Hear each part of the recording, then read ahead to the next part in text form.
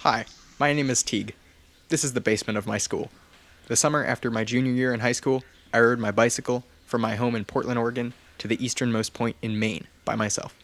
And then during Thanksgiving vacation, I was down in Arizona visiting my mom who was teaching at college. And I was like, oh, I want to do a winter trip. I had the first idea of it was Thanksgiving, and I was in San Francisco by New Year's, so I ended up going on this trip, and this was the first real like, wow, holy cow, how'd that even happen kind of moment. There's no secret sauce. It's all down to earth actions. But this was very much in contrast to the perspective of everyone else who was like, wow, that is such an achievement, that is such a great thing. And so I felt this weird sense of like isolation from how other people were, or a dissonance between what other people were thinking about it and what I was thinking about it. And I guess I didn't want to be like braggadocious, but I was like, this doesn't feel like a big deal to me. With that attitude in mind, I continued planning the big trip throughout junior year. Months of training rides and planning came and went, but on my last day of school, I hit the road.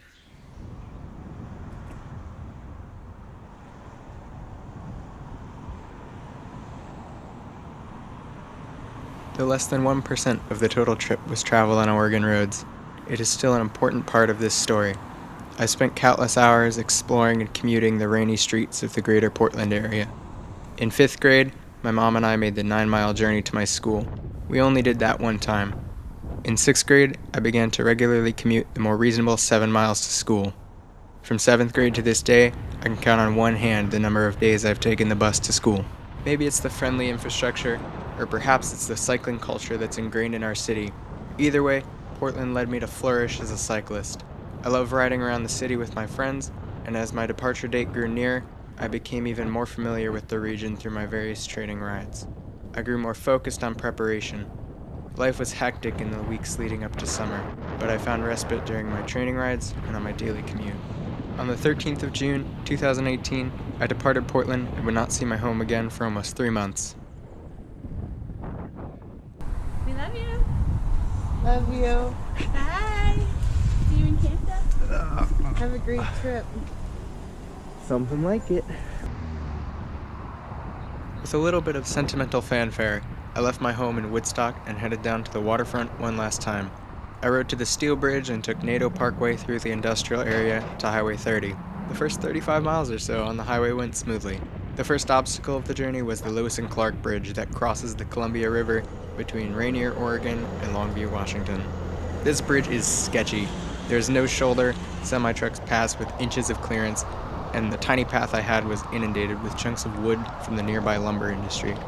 I met several touring cyclists later in the trip, and we shared our frustrations with this bridge.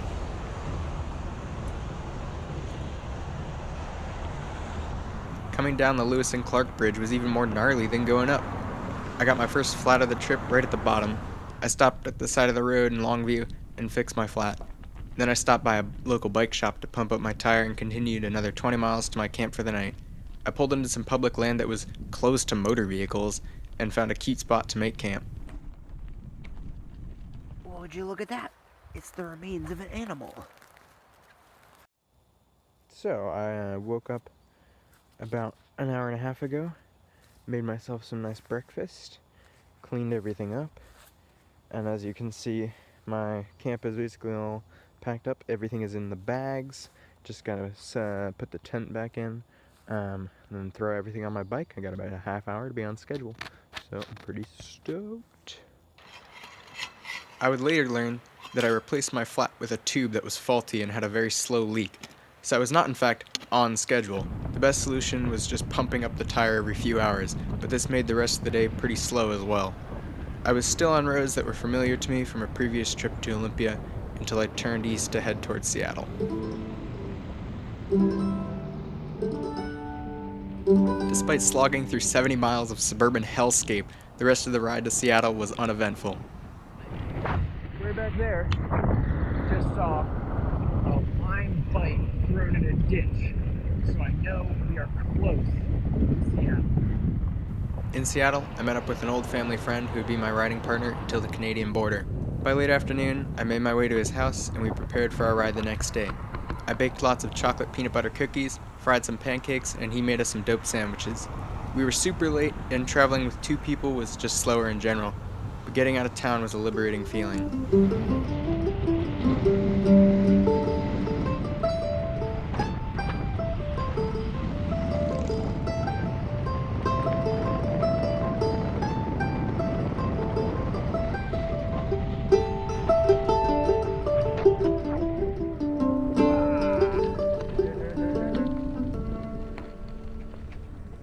I commend Washington for its numerous high-quality rail-to-trail bike paths that actually go somewhere useful. After a long day of riding, we climbed up to a secluded and eerie spot to camp. There were a fair amount of mosquitoes, but the beauty of this place was spectacular.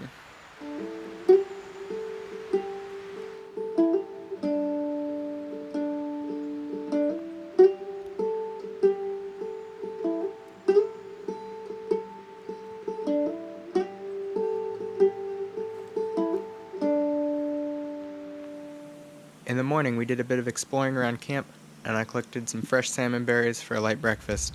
We rode down to the next town and stopped by a skate park to enjoy running water for our lunch. After a quick meal, we continued north. There were spectacular views of Mount Baker on our ride towards the US-Canada border. The slower, shorter days between Portland and Canada were a great warm-up period for me. Adjusting to riding 6 to 8 hours every day was jarring, physically and mentally. Just 2 miles from our camp, a link on my chain snapped. I had checked my chain for wear a few days before I left Portland. It was close to the end of its lifespan, but I thought I could make it to Canada, where I had a plan to get a new one in Hope, British Columbia. Unfortunately, I was wrong. We were too close to camp to justify stopping for a half-hour repair, so I ran with my bike and coasted on the downhill.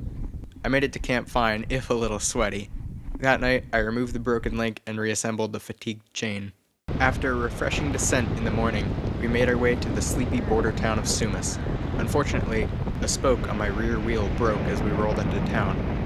Crossing into Canada went smoothly enough, but they did take away my pepper spray. We're in Canada. Yes, we are. Once through the border, I sat on the side of the road and fixed my spoke. Then my riding partner and I parted ways as he needed to catch a train in Vancouver. I turned east, the direction which I would travel for the rest of the journey. I headed up the fertile Fraser River Valley towards Hope. I got a flat, then another. On the outskirts of Chilliwack, I got a third flat. This time, I had to patch it on the side of the road as I ran out of fresh tubes. I struggled hard to patch my tube.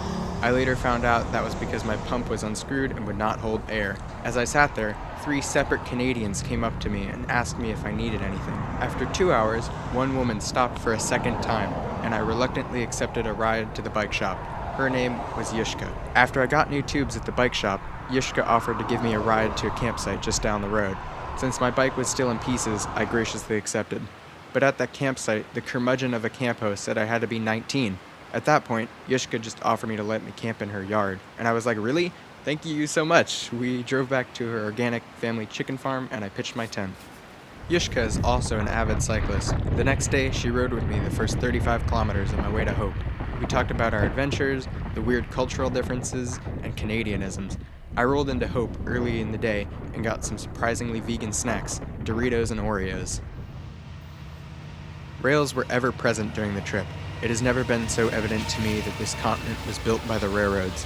Whether it's rail-to-trail bike paths, fascinating infrastructure, roads that follow the rails through the mountain passes, or Railway Avenue in every small town, I couldn't seem to escape the impact of trains. The mountains of British Columbia offered a plethora of tantalizing railroad history.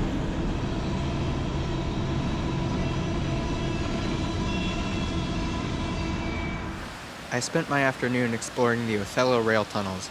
After my snack in Hope, I climbed up the service road to the tunnels of the Coquihalla Canyon. Built in 1914, 5 ominous tunnels cut through the 100-meter cliffs of the canyon.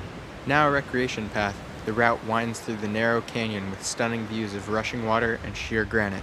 I can only imagine what the rail workers must have been thinking 100 years ago when they attempted to challenge the might of the elements here.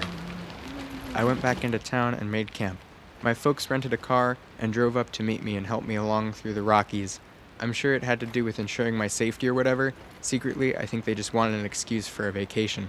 In the morning, they wished me a safe ride, and I rode off to start the first major climb of the trip. Straight out of hope, the climbing was intense. It was a consistent 8% grade for the first 18 kilometers. It took basically all day to reach the summit, but the last 40 kilometers to camp seemed to fly by. Shortly after the summit, it started to rain. My parents drove ahead of me and set up camp, and when I rolled in, I found my folks holed up in their tent, for good reason. My thumbs hurt from dinging so much. Sorry, you will want to act fast and get into the tent as quickly as you can. I will come out and give you a hand. The mosquitoes will close. The mosquitoes were indeed terrible. I was very lucky because my rain gear gave me some protection. There were literally thousands of mosquitoes as we tried to set up my tent. We did everything from within our tents that night. The morning was even worse, because the campsite was in a deep gorge. I couldn't get enough speed to escape the mosquitoes, so they followed me up the hill and harassed me. Oh my fucking god. There are bugs all over me. Just need to get to the next downhill. Hopefully lose them. They're like, that was in my ear. Eventually, I made it to the downhill, and it was well worth it when I reached speeds of 75 kilometers an hour.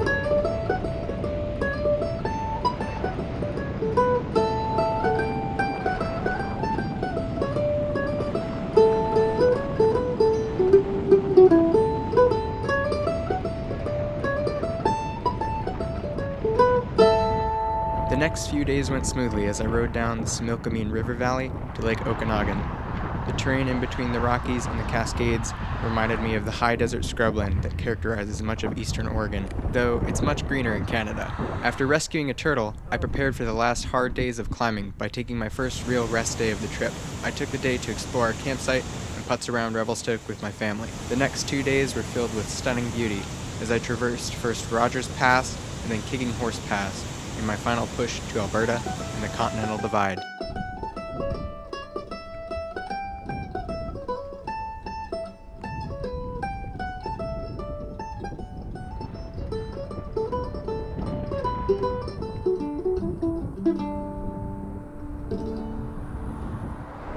When I reached the final summit, I knew that it was literally all downhill from here. Well, only the next 1,600 kilometers.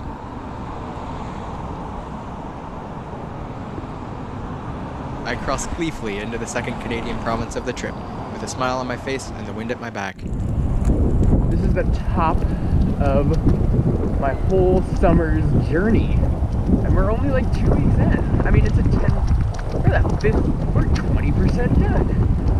Huh. Would you look at that? 20% done with the trip. That's not that bad. With favorable conditions, I sped down the Bow River Valley at average speeds exceeding 30 kilometers an hour. The Rockies felt different from the Cascade Mountains to the west. Unlike the fractal-like networks of the Cascades, sharp ridges that seemed to plateau in the distance defined the boundaries of the mountain passes here. Going through Banff National Park, I decided to take the scenic old highway. To my surprise, amid a glut of tourist cars, there was a black bear foraging on the side of the road. The next day, the mountains began to shrink into the horizon behind me as I emerged into the Great Plains. It began to sink in on me that this unfamiliar landscape would be my home for the next month. Later that day, I outran a thunderstorm as I rolled down the last of the hills into the outskirts of Calgary. I got lost in an alley before finding my parents' hotel and settling in for our last night together. That night, my mom sewed on the first patch onto what I wanted to become my biker vest. In the morning, I packed up all my gear and headed northeast out of Calgary. Once I got out of town, it got really flat really quickly. The riding was easy with the jet stream behind me. At that time, I was confident that trend would continue for the foreseeable future. Speaking of trends, I got my first taste of a real thunderstorm the next night. Racing against thunderstorms all day and then getting soaked at night would soon become the norm. My last full day in Alberta was fascinating. I made my way into the oil-producing heartland of the province and saw lots of unexpected geography. I descended into the Red Deer River Valley in the Badlands of Alberta. Then I climbed back out onto a plateau that felt like the moon. In the evening, I camped at a private campground on the shore of a temperature regulation reservoir for a nearby power plant. Now that I was in the flow of riding and camping every night, I decided to ramp things up. The next day, I rode 168 kilometers to the Saskatchewan border, Again, I was chased all day by a huge thunderstorm, but I managed an average speed of 25 kilometers an hour. Just a few hundred meters past the welcome sign, I pulled into a rest stop in the tiny town of Alsace. If I was a few seconds later, I would have faced the wrath of the thunderstorm. I got my rainfly on just as the gusts of wind and rain started. The next day, I needed to start meandering south so that I would be in line to pass through Regina. Unfortunately, the wind was coming strong out of the southwest. This made parts of my day pretty miserable. So, another day of hauling ass away from the storms. Saskatchewan challenged my assumption that life in rural small towns was dead. All across the prairie, there were thriving agricultural communities. Eston was no exception.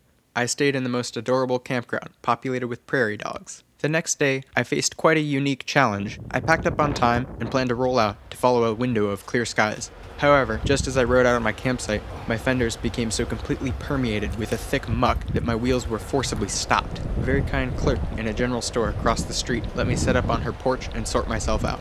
The mud was so thick that I needed to take my wheel off and use my sport to clear it. I eventually got back on the road and headed to the only campsite that I stayed at in Saskatchewan that wasn't in a small town. It was also an outlier because of its topography. Located in a deep coulee, this place represented the only real hill climb of all of Saskatchewan. The next 2 days were pretty hellish. As I made my way back to the Trans-Canada Highway, I was facing a strong headwind out of the southeast. I thought conditions would improve once I reached the highway, but it was just busy traffic and temperatures approaching 33 degrees Celsius. I stayed at town campgrounds in Morse and Moose Jaw. When I rolled into Moose Jaw, I was greeted by an air show that I'm pretty sure was especially arranged for my arrival. Fun fact, there are huge briny lakes on the prairie. I stopped in a little museum in Chaplin on my way to Moose Jaw, and salt is their main export. After a gnarly lightning storm that made me get out of my tent and put my rainfly on at midnight, the winds shifted into my favor. I hadn't ridden less than 100 kilometers each day since Revelstoke, so my 70-kilometer ride from Moose Jaw to Regina with a strong tailwind was a sigh of relief. Woo! In Regina, I checked into a hostel for 2 nights, made some delicious burritos, and just relaxed. When I left Regina, I spent the next couple nights riding through tiny French prairie towns with weird gimmicky tourist attractions. Again, I can't emphasize enough how awesome it is that towns of 100 people have campgrounds.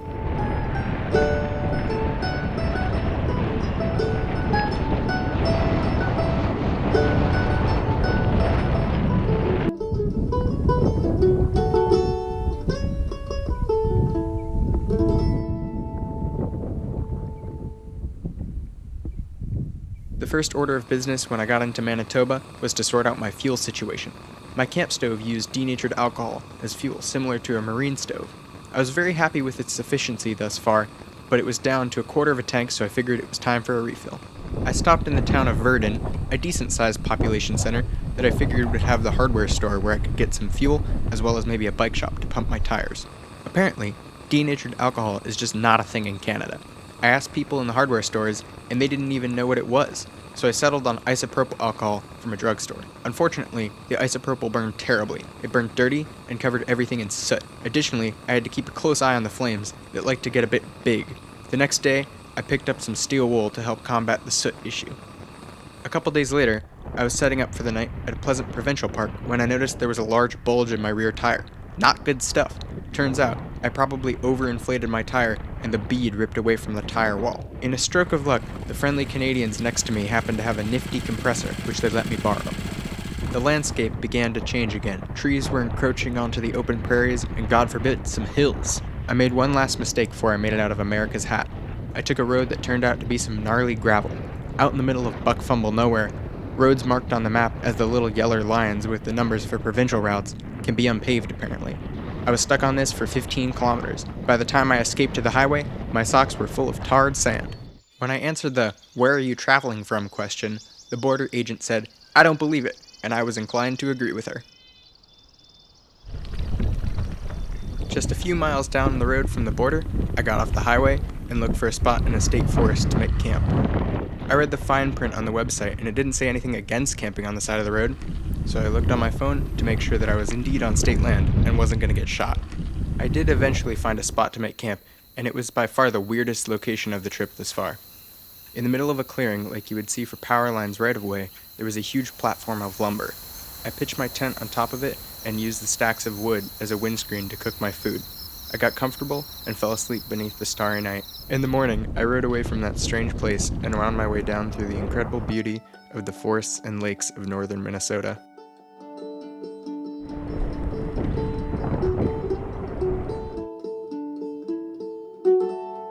I rode through small towns and down the back roads until I found myself at a campground near the sizable town of Grand Rapids on the Mississippi River.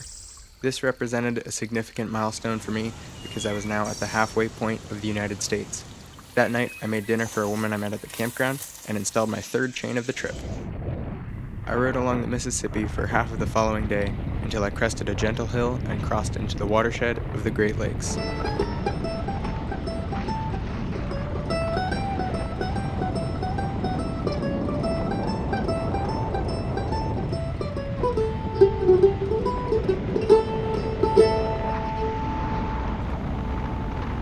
I cruised down the canyon of the St. Louis River and then crossed it on a super interesting train bridge, and shortly I arrived in the outskirts of Superior, Wisconsin.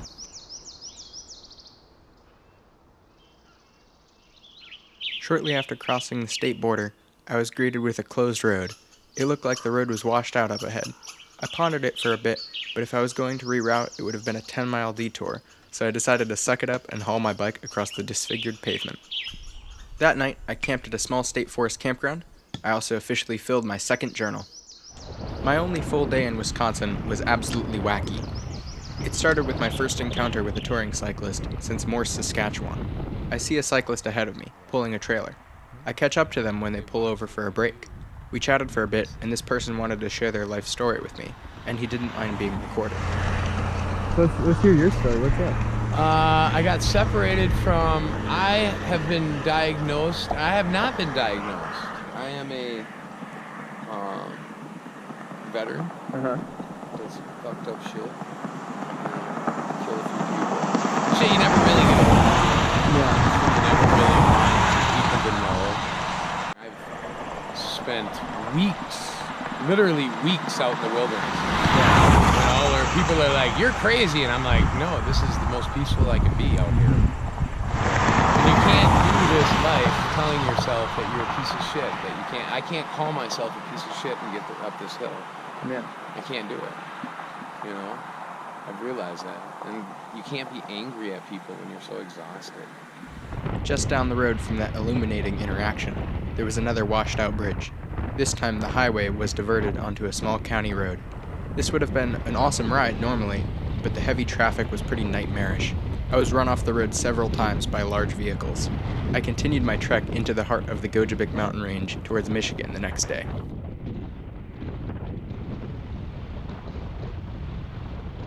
After passing through several towns named after iron, I stopped for the night in a desolate wilderness area about 30 miles into Gogebic County. There were some dedicated bike trails, but I opted to take the road into the campsite because I was eager for a shower and some food. I was one of the only campers there in the middle of the week, but the camp host was friendly and very generous. He offered me a sterno can, which totally helped my stove situation. I decided to treat myself and make some oatmeal with some of the abundant wild raspberries. In the morning, I decided to check out some of the bike paths on my way back to the highway. However, the path was blocked in two separate places by downed trees. Oh, man. Oh, gosh, damn it. That's fun. Oh, yeah, the bugs are all over me, of course. Oh, there's so many of them. Holy shit.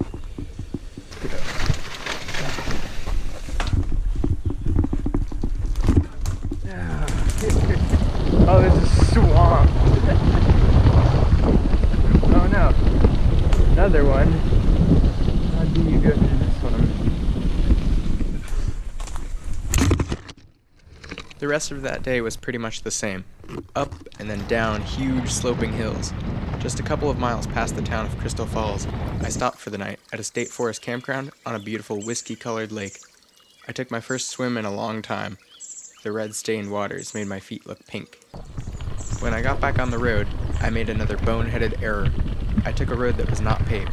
In fact, the road started off with broken pavement, then quickly devolved into loose rocks and then shifting sand.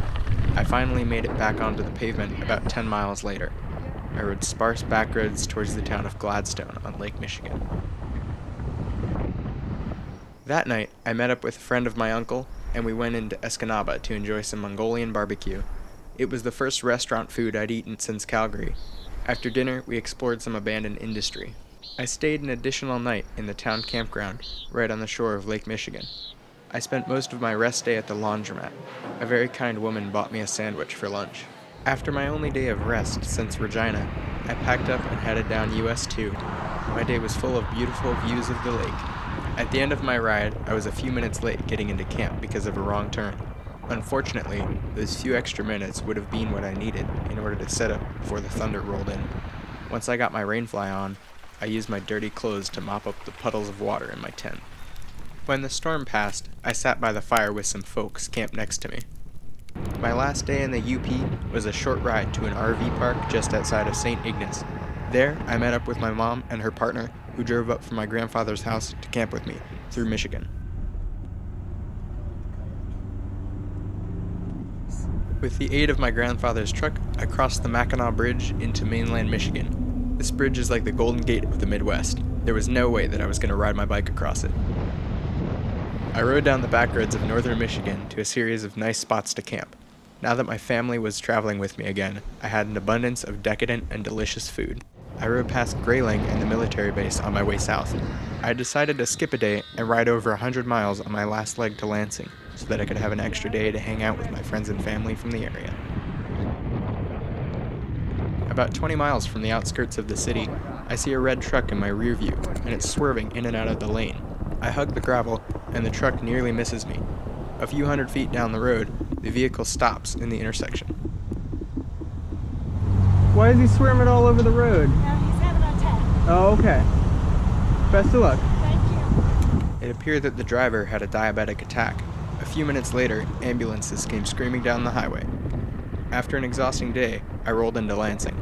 A combination of deja vu and childhood memories washed over me as I navigated the city that was my home 14 years ago. I crashed hard at a family friend's house and just enjoyed the night. After a pleasant day of rest, I rode 2 short days on the way to Memphis, Michigan. The campsite we stayed at had a neat petting zoo.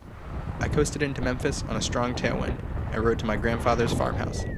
This place was a fixture of family holiday trips. This time we didn't fly or drive. I propelled myself all the way there. The reality of the situation still seemed to escape me.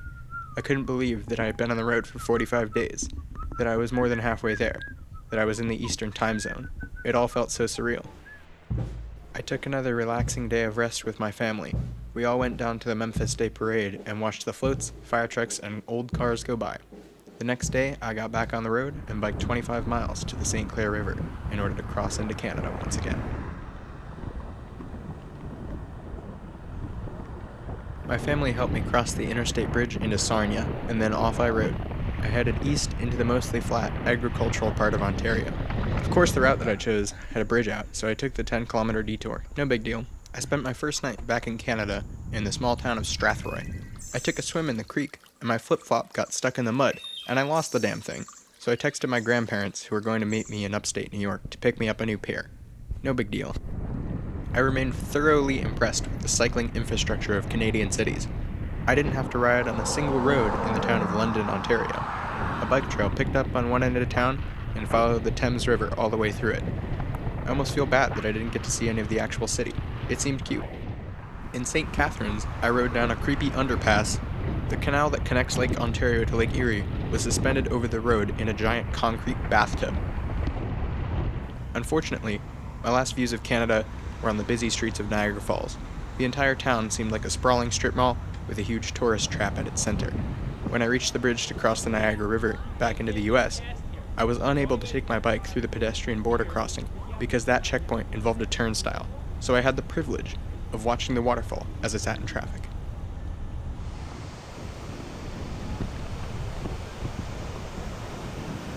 I found a nice spot on the American side of the falls that was less busy and offered a nice view of the awesome power of the river.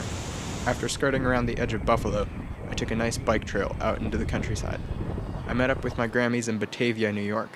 It was lovely to be able to spend a weekend with them, lounging in hotels and eating good food. On my way to Palmyra the next day, I got my first flat since British Columbia. Right as I finished repairing it, my Grammys caught up to me and wished me a safe ride on the last 20 miles. All right, sweetie. Now I run away. Yep, see ya.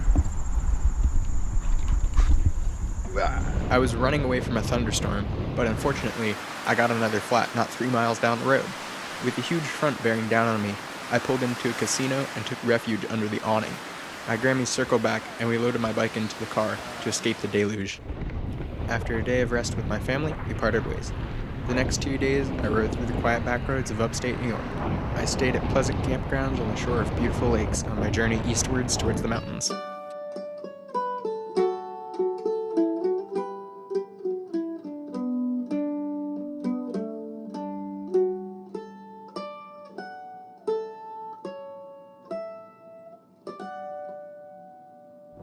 I mean, I would hardly call these nubby ridges mountains, but the Adirondacks were very beautiful. I found that in the mountains, I always ran into more fellow cyclists. One German woman was riding all throughout the Northeast, terminating at a fish concert on the Finger Lakes. Another strange character was a guy named Casey. He had recently completed a tour of each of the 4 corners of the continental United States. It was funny because I met him in the middle of my day, and we actually switched places that night. I spent my last night in New York in a cute little private campground run by a guy named George. He was so very generous, he offered to let me pitch my tent under the cover of his car park. He met Casey the night before, and we talked as I made burritos. In the morning, I rode down the mountain into Ticonderoga. From this point on, it seemed like every small town was founded in the 1700s. I boarded a cute little cable ferry to cross Lake Champlain.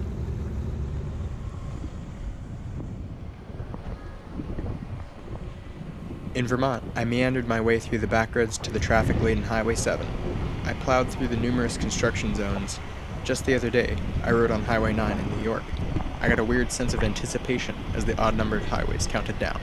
After a grueling hill climb that I actually felt pretty good about, I reached the summit of the Green Mountains on Highway 4. A little bit past the summit, I made camp in arguably my favorite state park of the journey. I replaced my 4th and final chain of the trip. I came to the realization in the morning that my cassette had finally worn out, so my highest gears would skip. I limped down the hill all the way to Lebanon, to a bike shop to fix it. A ways down the road, I ran into some more touring cyclists. They took the northern tier route all the way from Astoria, Oregon. They were pushing towards their final destination of Portland, Maine.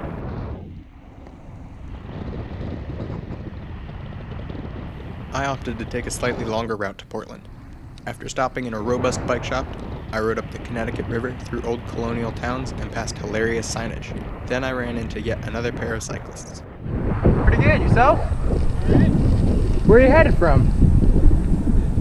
St. Johnsbury today. Yeah, cool. We started off in Burlington. Nice. He's from New York. I met him in Burlington. I drove out from I live near Detroit. So. Lovely. You have an Instagram account? I do not. I have a blog that my mom keeps, and it's adorable. Good for her. I'm impressed with what you're doing. Thanks. Good luck with it. Yeah. Have fun. Good luck. I will. You too. Take it easy. Will do. That night, I pulled into a campground on the river. It had some pretty sweet facilities, including a kitchen where I cooked my food. Additionally, I started my 4th and final journal of the trip. I packed up in the morning and spent the rest of my day riding into the beauty of the White Mountains.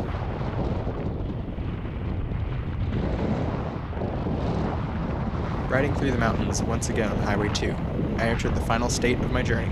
A dog greeted me as I waited for service on the porch of a campground office. I pushed eastwards into the outskirts of Bangor the next day. I only had a few more nights to reach the destination I had in mind. I had a bit of a fright when I saw my name spelled out in huge red letters on the side of a semi-truck. Apparently, I shared the name with a logistics company based in Boston. The coast was now only a day's ride away. Steep hills and rocky outcroppings surrounded me as I neared the end of my journey. I picked wild blueberries right off the side of the road. The camp host gave me a nice discount and let me stay in an adorable cabin that night. The screen windows let me cook inside, and the hammock tempted me in the morning. The suspense was building as I crested the hill. I was about to get my first view of the ocean. I could smell the salty breeze flying past me as I cruised down to the point that I picked on a map more than a year ago. I made it, West Quoddy Head, the easternmost point in the continental United States. I had the biggest, dumbest grin on my face the whole time. As far as I was concerned, the next few days of riding to Portland, Maine were just the start of my way home. I forgot to fill up on fresh water, but some kind locals let me use their garden hose. So you're looking for a place just like fresh water? Just like fresh water. It doesn't even have to be that fresh. It could be like out of garden hose or something, but... Well, you could use our garden hose if you want. Well, where are you at? We're just up the road. Okay. Do you mind if I meet you up there? No, we're going there right now. Okay, well, I'll just follow you then. You look, it'll be on the right side of the road when you're going, Okay. and you'll see just a little blue sign. Okay, sounds good. Well, thank you very much. With that, I turned so that the wind was at my back and started the return trip down the Maine coast. When I made it into Bar Harbor, I actually stayed at the KOA that Crazy Casey recommended to me way back in New York. It was weird how our paths seemed to coincide like this. I pitched my tent for the last time and took a day of rest to explore Mount Desert Island. I climbed up to the top of Mount Cadillac on a foggy morning. The 1,500 feet of descent was well worth it.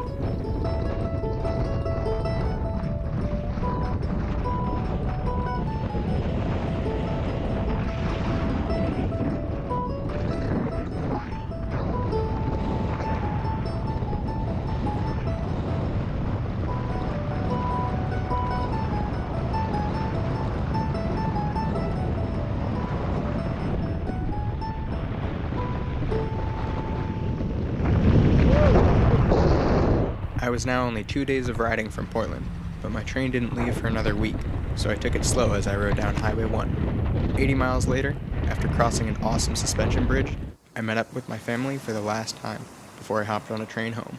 At this point, the journey was over and the vacation begun. My final long ride into Portland went smoothly, and that was it. It was over. I didn't do much the next few days. I didn't know what to do. We saw some touristy stuff and ate good food. I tended to some maintenance, but it occurred to me that I hadn't slept in the same place for more than 2 nights in over 70 days. And sooner rather than later, I used up all the time I had.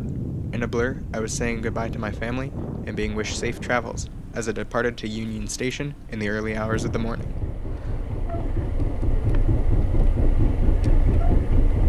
At the first light of day, I was on the Downeaster to Boston. The train was definitely the right way to return home. It gave me time to reflect on my trip and rest after such an intense summer. In the Boston train station, I sewed on the last of my patches onto my vest. I rolled back through the Northeast. In upstate New York, I crossed the route that I was riding my bike on just a couple weeks prior. I gazed out the window at the crumbling industry of the last century as I neared Chicago. The Empire Builder out of Chicago was delayed by almost 6 hours due to flooding along the Mississippi. When the train was finally ready to go, my bike and I almost got left behind on the platform.